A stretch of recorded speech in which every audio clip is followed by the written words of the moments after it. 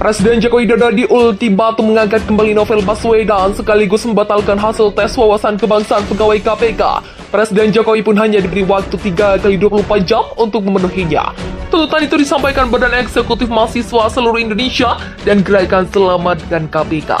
Tuntutan BEM SI dan GASAK itu disampaikan melalui surat yang ditujukan kepada Presiden Jokowi pada Kamis 23 September 2021. Jika tidak, mereka akan kembali turun ke jalan dengan menggelar aksi besar-besaran. Jika Bapak masih saja diam, maka kami bersama elemen rakyat akan turun ke jalan menyampaikan aspirasi yang rasional untuk Bapak realisasikan. Bunyi surat tersebut.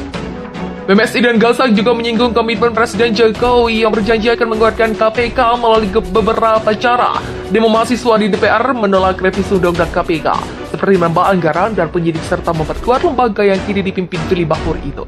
Akan tetapi, Jokowi dinilai terkesan diam dalam polemik pemecatan 57 pegawai KPK tak lolos TWK. Padahal dalam surat terbaru telah terbukti terjadi maladministrasi dan pelanggaran HAM dalam pelaksanaan TWK. Itu sebagaimana temuan yang didapat Ombudsman RI dan Komnas HAM. Alih-alih pegawai KPK ditambah, ternyata ada 57 pegawai KPK diberhentikan dengan SK nomor 1327, bunyi surat itu. Menurut BMSI dan GASAK, sejatinya ada sejumlah alasan yang bisa menjadi dasar bagi Presiden Jokowi untuk turun tangan langsung. Di antaranya karena KPK dilembagkan secara terstruktur, sistematis, dan masif melalui revisi undang-undang.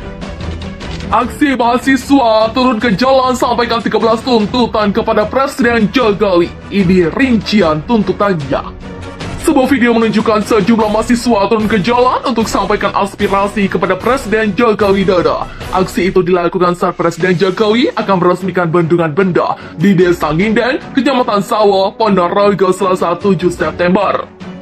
Sejumlah atribut organisasi mahasiswa ekstra kampus dibawa dalam aksi tersebut. Nampak bendera Ikatan Mahasiswa Muhammadiyah dan bendera Himpunan Mahasiswa Islam dikibarkan dalam aksi yang berlokasi di Desa Bondrang, Kecamatan Sawo itu.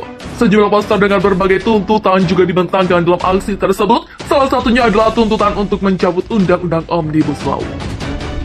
Ketua HMI Ponorogo, Cecep Jurmadi, mengatakan aksi tersebut diinisiasi oleh sejumlah ormas di Ponorogo mulai dari HMI, IML, Dema IAI, Kurpon, Front Renaissance, BEM Unbo, dan lainnya yang tergabung dalam aliansi mahasiswa Ponorogo.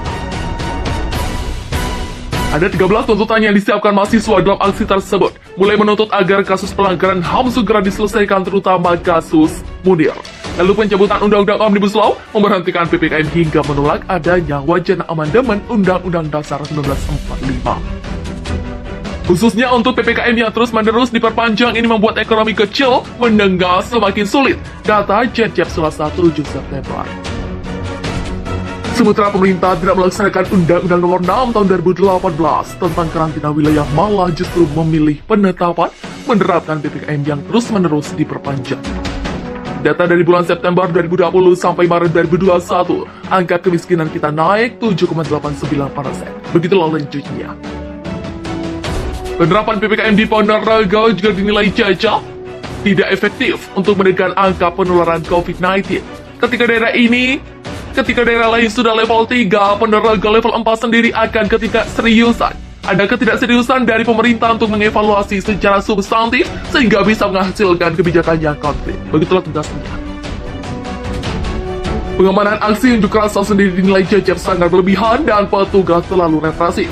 Ada kekecewaan ketika tujuan kami untuk menyampaikan aspirasi tapi tidak diindahkan. Begitulah kata Cecep.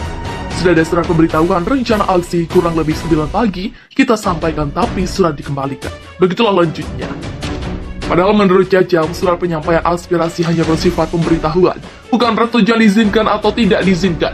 Yang saya rasakan ada sedikit kekerasan juga, ada yang luka, cukup represif, ini sangat disayangkan. Padahal kita hanya ingin menyuarakan yang tujuannya baik. Begitulah tugas. Heboh, masa berpakaian putih deklarasikan Front Persaudaraan Islam di KBB. Masa berpakaian putih-putih mendeklarasikan Front Persaudaraan Islam di Kabupaten Bandung Barat. Heboh dan viral di media sosial.